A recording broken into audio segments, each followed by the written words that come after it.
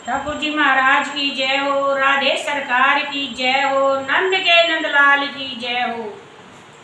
एकादशमी कथा सुनाती हूँ कृष्ण पक्ष की, आसमान माँ की। गोविंद की जय जय, गोपाल की जय जय, राधे रमण हरि ओम की जय जय, गोविंद की जय, गोपाल की जय जय, राधे रमण हरि ओम की जय जय।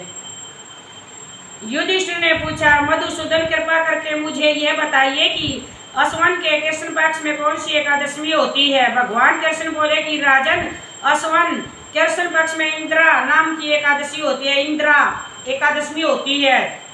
इसके व्रत के प्रभाव से बड़े बड़े पापों का नाश हो जाता है। नीच योनियों में पड़े हुए पितरों को भी यह एकादशी सतगति देने वाली है। राजन, पूर्व काल की बात है कि सतयुग में इंद्रसेन नाम से व्याख्यात राजकुमार रहता था, जो अब महिषामतीपुरी के राजा होकर धर्मपूर्वक प्रजा का पालन करते थे। उसका यश सब और फैला हुआ था। राजा इंद्रसेन भगवान विष्णु की भक्ति में तत्पर्य भगवान के मोक्ष नाम का जाप करते हुए समय व्यतीत करते थे। विधि पूर्वक चिंतन में लगे रहते थे। एक दिन राजा राज्यसभा में सुखपूर्वक बैठे हुए थे। इतने में देवर्षि नारद आकाश से उतरकर वहां आ पहुंचे। उन्हें देखकर राजा हाथ जोड़कर खड़े हो गए और विधि पूर्वक पूजन करने लगे कि उन्हें पूजा कर उसे आसन बैठाया। उसके बाद वे स्वयं बैठ गया। मुनिश्रेष्ठ बोला, आपकी कृपा से मेरी यह सर्वत्र कुशल है। आज आपके दर्शन हुए हैं, मेरी संपूर्ण यज्ञ क्रियाएं सफल हो गई हैं। देवर्षि, आपके आगमन का कारण बताइए, मुझे कृपा मुझ पर रखिए।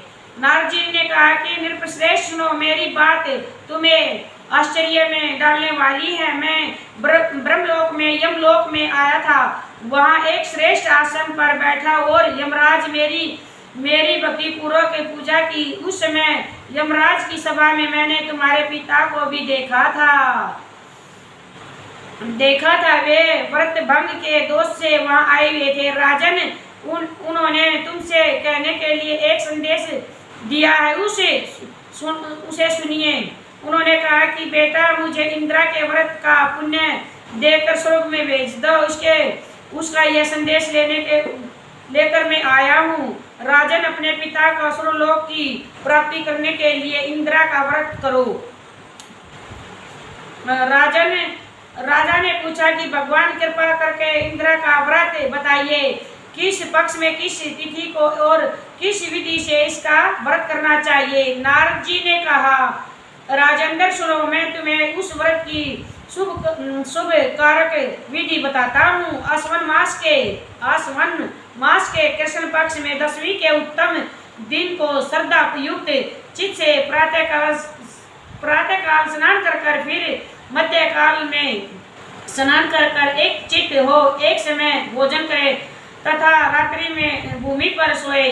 रात्रि के अंत में निर्मल प्रभाव होने पर एकादशी के दिन दातुन कर मुंह धोए और इसके बाद भक्ति भाव से निम्नलिखित मंत्र पढ़ते हुए उपवास का नियम ग्रहण करे। गोविंद की जय जय, गोपाल की जय जय, राधे रमण हरि ओम की जय जय, सीता जी की जय जय, दशरथ पुत्र चारों भाइयों की जय जय।